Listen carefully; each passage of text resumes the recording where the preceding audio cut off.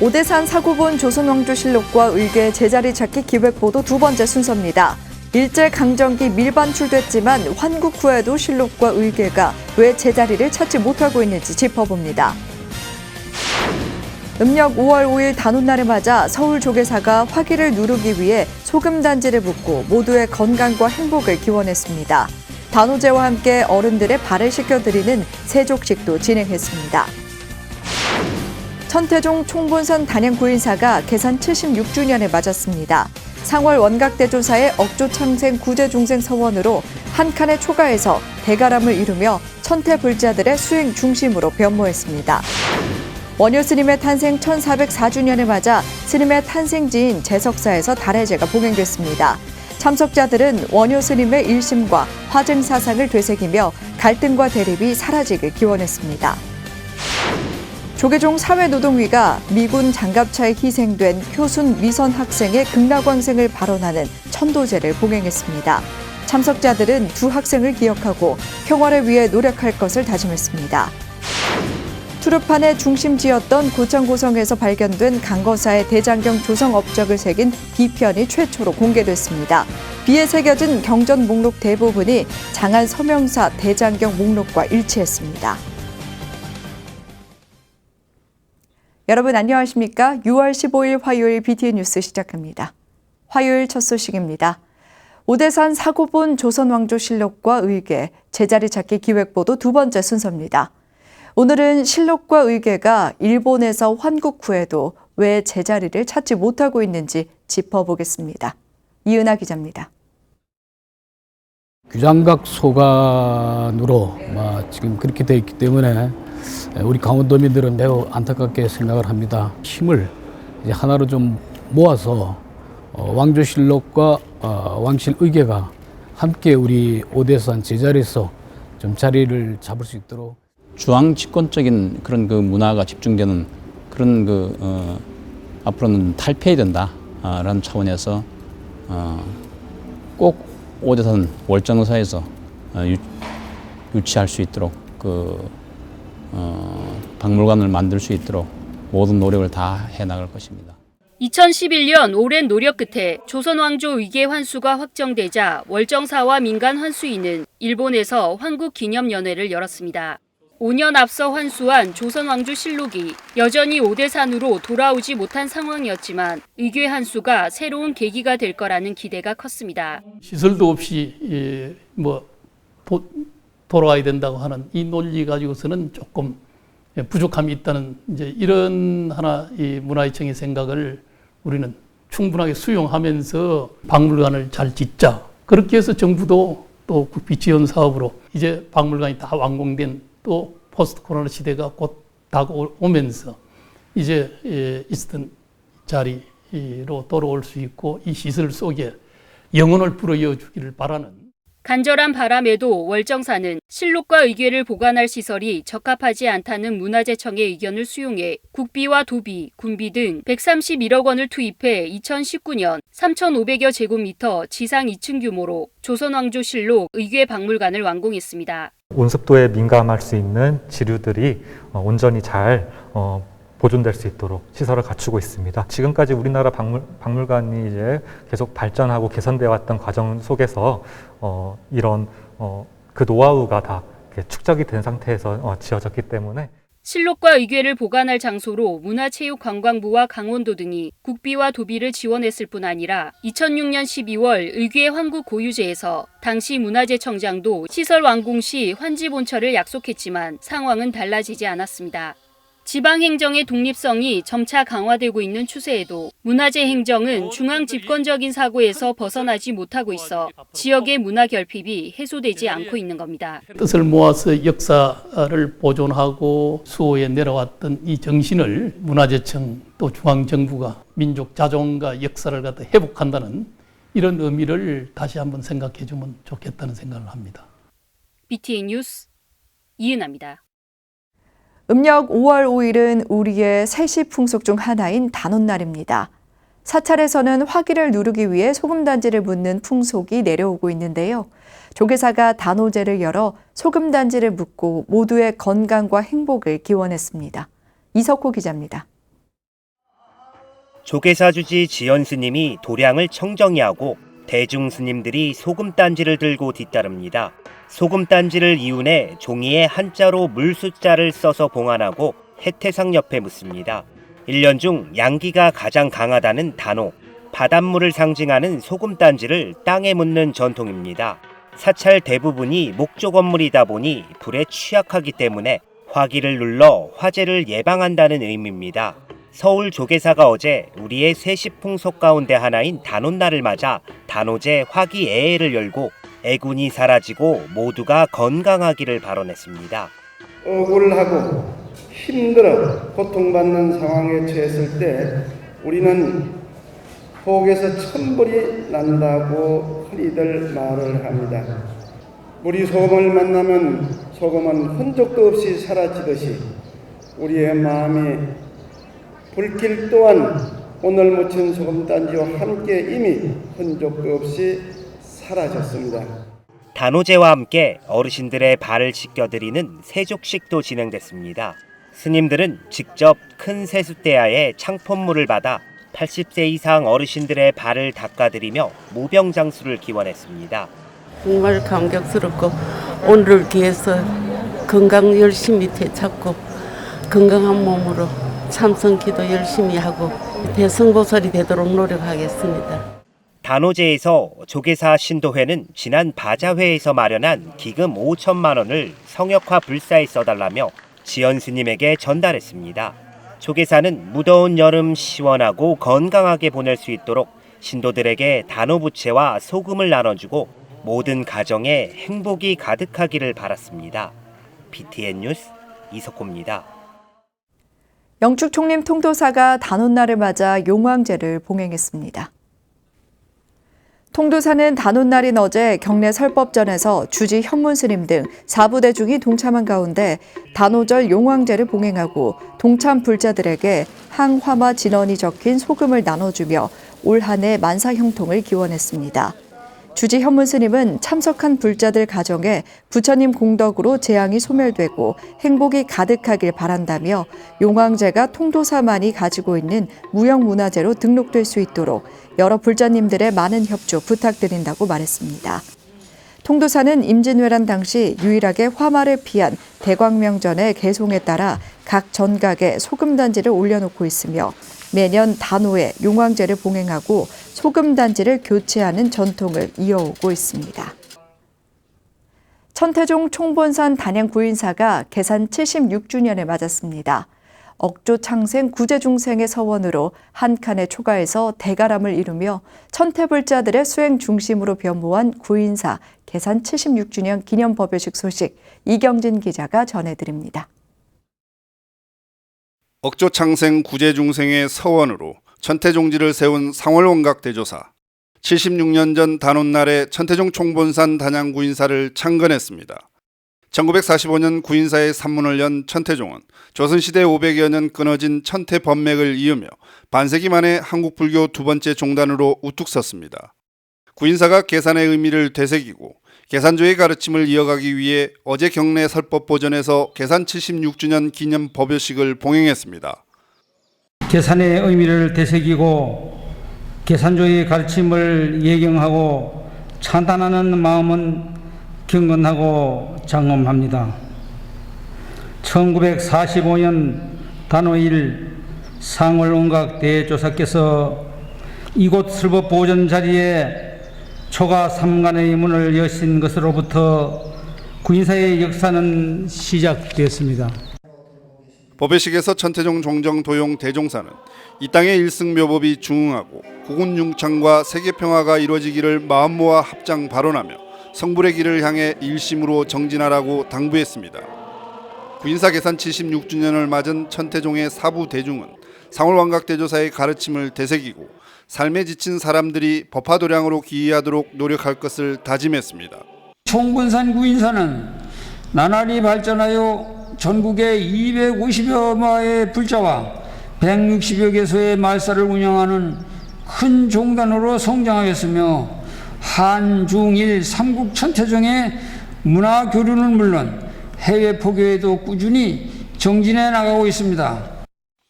법회에 참석한 유한우 단양 군수는 구인사가 누구나 수행할 수 있는 한국 불교의 대표적 수행 도량으로 앞으로도 많은 사람들에게 부처님의 자비 정신을 전해주길 바란다고 기원했습니다. 앞으로도 우리 단양군에서는 단양 군민과 함께 천태종 총본사와 협력하고 동반 성장해 가는데 노력을 하겠습니다. 이재명 경기도지사와 장영갑 단양군의회 의장도 축정과 축사를 통해 구인사 개산 76주년을 축하했습니다. 주경야성과 애국불교, 생활불교, 대중불교의 종단 3대 지표를 실천하고 있는 전국의 천태 종도들은 구인사 개산 76주년을 축하하며 코로나19가 조속히 극복되기를 기원했습니다. BTN 뉴스 이경진입니다.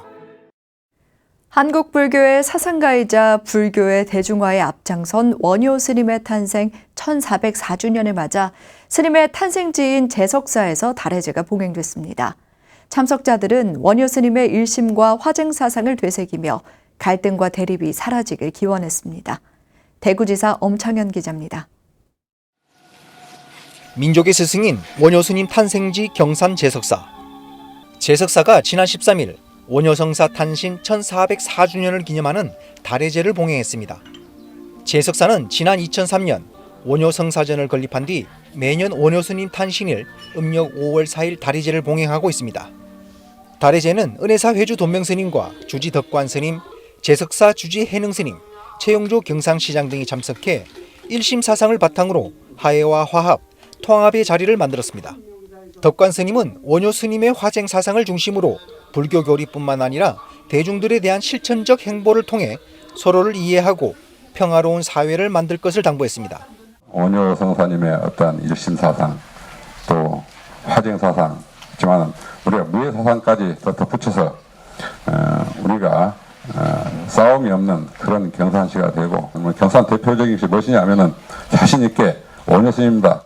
참석자들은 코로나19로 우리나라뿐 아니라 전 세계가 질병과 경제 불황에 힘들어하고 있을 때 원효 성사의 달해제를 통해 갈등과 분열이 하루빨리 사라지길 기원했습니다.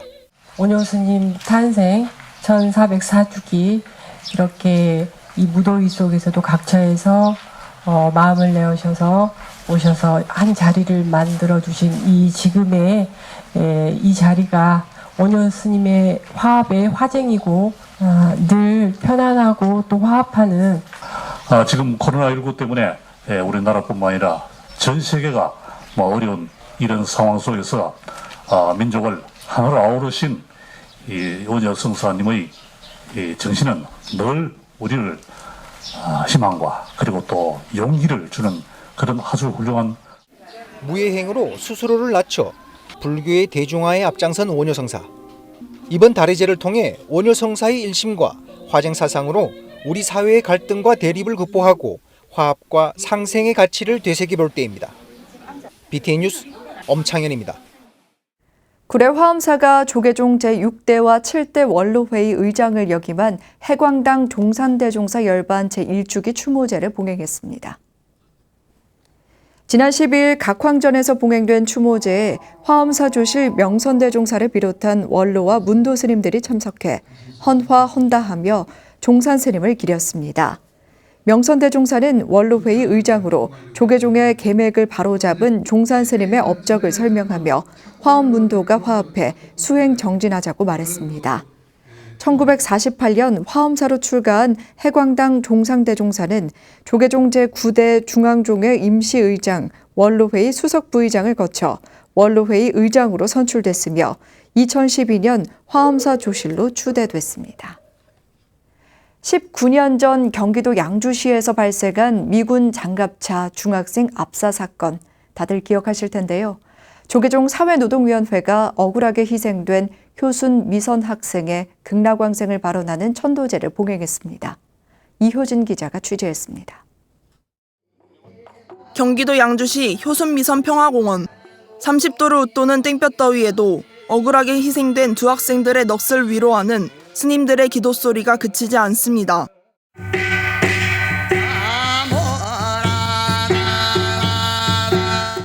지난 2002년 6월 친구를 만나러 가던 중학생 신효순, 신미선 양이 훈련 중이던 주한미군 장갑차에 치여 세상을 떠나는 사고가 발생했습니다.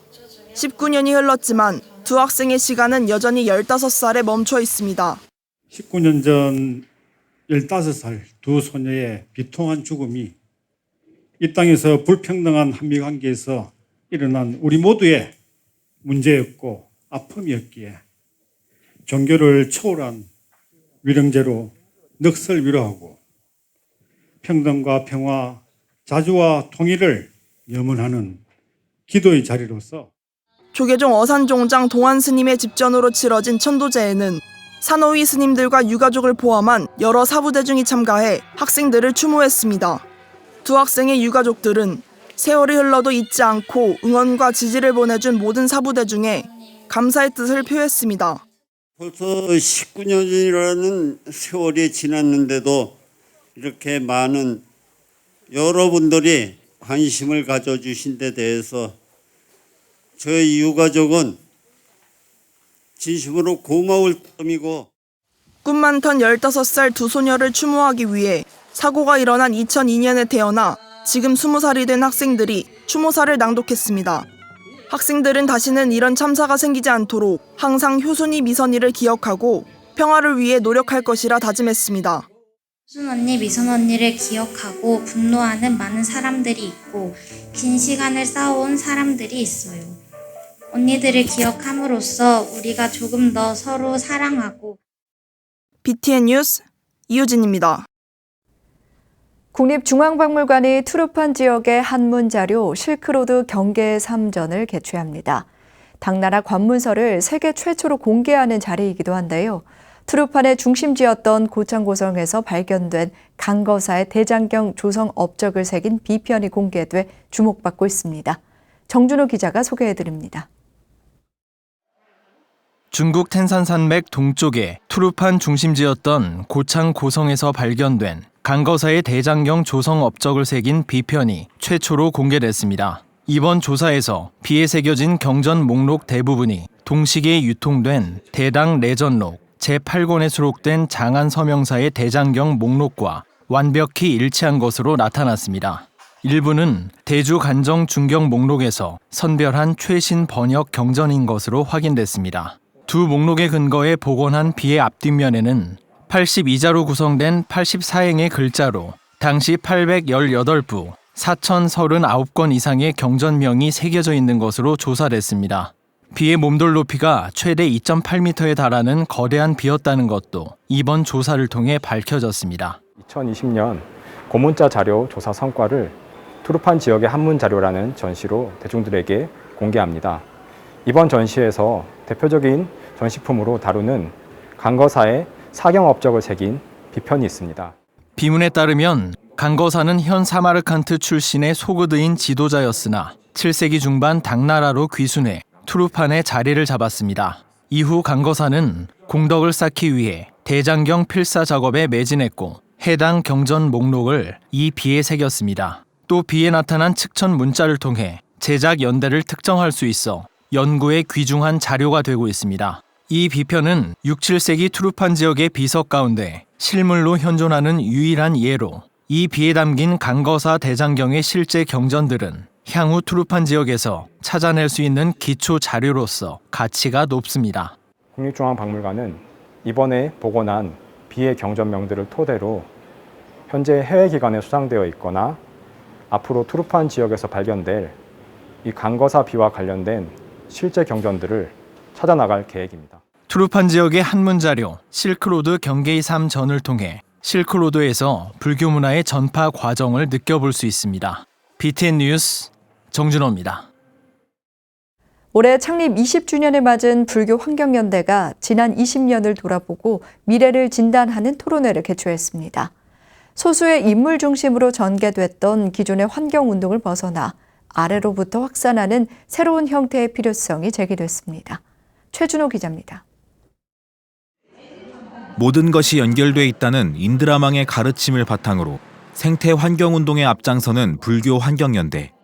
지난 2001년 9월 출범한 이후 환경 파괴 사업 저지, 오체 투지, 빈그릇 운동과 숲교육 등 다양한 활동을 해왔습니다.